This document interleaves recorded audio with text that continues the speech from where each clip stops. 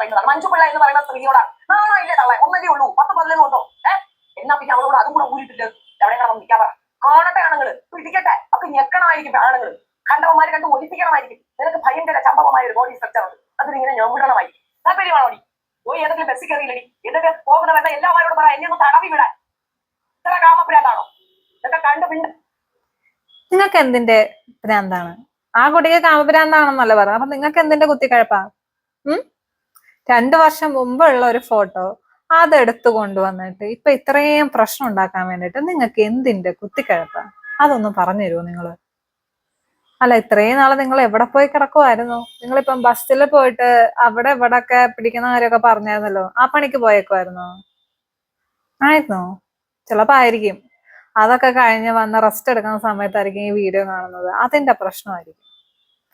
അയ്യോ, ഇനി എന്റെ നെഞ്ചത്തോട്ട് കയറരുതേ. നിങ്ങൾക്ക് ഇമാതിരി സംസാരിക്കാമെങ്കിൽ തിരിച്ചതുപോലെ സംസാരിക്കാം. അല്ല, നിങ്ങള് ചെലവിന് കൊടുക്കുന്ന പോലെയാണ് നിങ്ങൾ ആ കൊച്ചിനെ കുറിച്ച് ഇത്രയും പറഞ്ഞത്. സ്വന്തം അച്ഛന്റെ മുന്നിൽ പോയി തുണി ഊരി നിൽക്കാൻ വരെ നിങ്ങൾ പറയുന്നുണ്ട്. അപ്പൊ പിന്നെ എനിക്കിതും പറയാലോ. അഭിപ്രായ സ്വാതന്ത്ര്യം അല്ലേ? അഭിപ്രായ സ്വാതന്ത്ര്യം എന്ന് വെച്ച് കഴിഞ്ഞാൽ നമുക്ക് എന്ത് ആരോടും പറയാനുള്ളതാണ്. അത് സ്വന്തം വീട്ടില് സ്വന്തം മക്കളോട് സംസാരിക്കുന്ന സംസ്കാരം കൊണ്ടുവന്നിട്ട് പബ്ലിക്കില് ആരാന്റെ മക്കളോട് പറയാമെങ്കിൽ നിങ്ങളോടും പറയും. മനസ്സിലായോ? കേൾക്കേണ്ട ബാധ്യത നിങ്ങൾക്കുണ്ട്. നിങ്ങൾ പറയുന്നത് ബാക്കിയുള്ള ആൾക്കാർ കേൾക്കേണ്ട ബാധ്യത ഉണ്ടെങ്കിൽ നമ്മൾ പറയുന്നത് നിങ്ങളും കേൾക്കണം. നിങ്ങള് ഒരു 13 വയസ്സുള്ള കുട്ടിയുടെ ഒരു കേസ് നിങ്ങൾ ഇതിൽ പറയുന്നുണ്ട്. ആ കുട്ടിയുടെ വസ്ത്രധാരണയായിരുന്നോ പ്രശ്നം? 1ഉം 2ഉം വയസ്സുള്ള കുട്ടികളുടെ ന്യൂസ് വരെ നമ്മൾ TV കണ്ടിട്ടുണ്ട്. അതൊക്കെ അവരുടെ വസ്ത്രധാരണയുടെ പ്രശ്നമായിരുന്നോ? അല്ല, ആയിരുന്നെങ്കിൽ നിങ്ങൾ അതും പറയും. നിങ്ങൾ പറയും ആ കുട്ടികൾക്ക് ഡ്രസ് ഇല്ലാത്തതിന്റെ പ്രശ്നമാണ്. നിങ്ങൾ അതും പറയും. നിങ്ങൾ അമ്മാതിരിയാണ് ഇവിടെ സംസാരിച്ച് വെച്ചേക്കുന്നത്. നിങ്ങളുടെ സ്വഭാവം വെച്ചിട്ട് നിങ്ങൾ അതും പറയും. പറയാൻ പറ്റത്തില്ല, ഭയങ്കര സംസ്കാരമാണല്ലോ.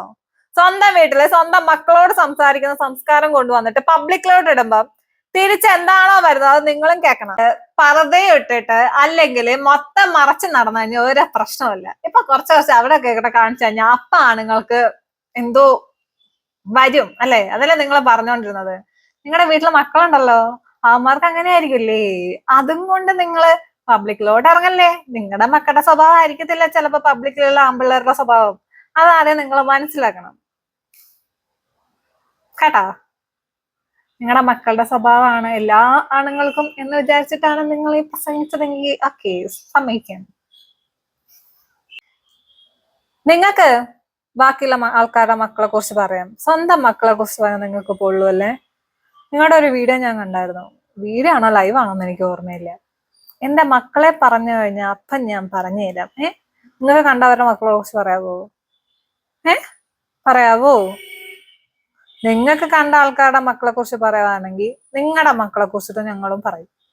അത് കേൾക്കാനുള്ള ബാധ്യസ്ഥത ആയിരിക്കുന്നുണ്ട് നിങ്ങൾക്കുണ്ട്.